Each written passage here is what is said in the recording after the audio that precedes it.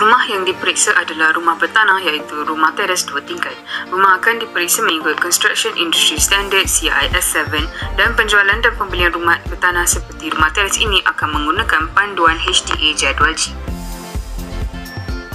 Beralih kepada kecacatan rumah. Yang pertama ialah kesan karat pada dinding. Yang kedua, siling bocor di ruang tamu. Yang ketiga, skirting dinding tercabut. Yang keempat, cat dinding terkupas. Yang kelima, skirting tangga tercabut. Keenam, dinding berkulat. Ketujuh, retakan simen luar rumah. Kelapan, retakan di jubin lantai garaj luar. 9, dinding berlubang. 10, lantai kotor. 11, kepala paip sinki bocor. 12, permukaan dinding tidak rata. 13, siling bocor. 14, kesan topokan dan kotoran pada siling. 15, sapuan cat di dinding tidak rata. 16, shieling tandas tidak align. 17, dinding bilik retak. 18, lockset pintu bilik tidak berfungsi. 19, skirting dinding tidak align dengan dinding. 20, tingkap bilik tidak boleh ditutup dengan rapat. 21, kedudukan kipas tidak align dengan shieling. 22, wayar elektrik tidak tertutup ke dalam. 23, dinding berkulat. 24, dinding tidak ditampal. 25, dinding bocor. HDA jadual G, ianya bagi tanah dan bangunan seperti rumah teres dan banglo. Kedua, harus ada perjanjian dalam jual beli tanah antara pemaju dan pembeli di mana perjanjian tersebut haruslah ada kelulusan daripada pihak berkuasa.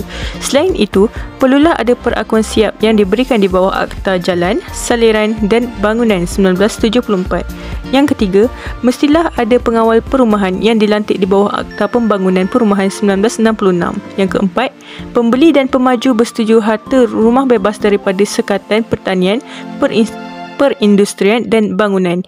Yang kelima, harta bebas daripada bebanan sebelum pembeli mengambil pemilikan kosong. Dan yang terakhir, pembayaran harga belian perlulah secara beransuran mengikut masa yang ditetapkan. Seterusnya, Akta 599. Akta ini boleh dinamakan sebagai Akta Perlindungan Pengguna 1999. Suatu akta untuk mengadakan peruntukan bagi perlindungan pengguna, penubuhan Majlis Penasihat Pengguna Negara dan Tribunal Tuntutan Pengguna dan bagi perkara-perkara yang berkaitan dengannya. Akta 599 Seksyen 32. Yang pertama, jika barang dibekalkan kepada pengguna, maka hendaklah tersirat suatu garanti bahawa barang itu adalah daripada kualiti boleh terima. Kedua, jika apa-apa kecacatan pada barang itu telah dibawa secara khusus kepada pengetahuan pengguna sebelum dia bersetuju dengan pembekalan itu, maka barang itu tidaklah disifatkan gagal untuk mematuhi garanti tersirat mengenai kualiti boleh terima hanya oleh sebab kecacatan itu. Ketiga, jika barang dipamerkan untuk jualan atau sewaan, kecacatan yang dianggap telah dibawa secara khusus kepada pengetahuan pengguna bagi maksud subsection 3 ialah kecacatan yang didedahkan dalam suatu notis bertulis yang dipamerkan bersama barang itu. Peranan Tribunal KPKT terbagi kepada dua. Yang pertama, Tribunal Tuntutan Pembeli Rumah. Yang kedua, Tribunal Pengurusan Strata. Tribunal Tuntutan Pembeli Rumah. Bidang kuasa terhad kepada suatu tuntutan yang berbangkit daripada perjanjian jual beli antara pembeli rumah dan pemaju perumahan. Yang kedua, jenis rumah kediaman dalam bidang kuasanya seperti rumah teres, banglo, kondominium, pangsapuri dan sebagainya. Terbagi kepada dua jenis tuntutan fail di bawahnya. Yang pertama, tuntutan teknikal dan tuntutan bukan teknikal.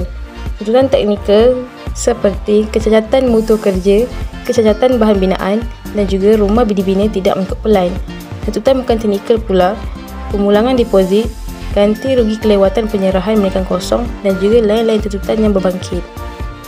Kedua, Tribunal Pengurusan Strata. Bidang kuasa dalam suatu pertikaian berkenaan isu-isu pengurusan strata. Ianya suatu tuntutan bagi suatu perintah untuk mengubah jumlah insurans yang disediakan.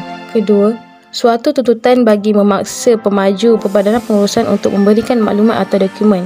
Ketiga, suatu pertikaian mengenai kos atau pembaikian berkenaan dengan suatu kecacatan berkaitan bangunan atau tanah. Yang terakhir, suatu tuntutan bagi mendapatkan cas atau caruman yang diisytiharkan oleh peruntukan akta sebagai satu hutang.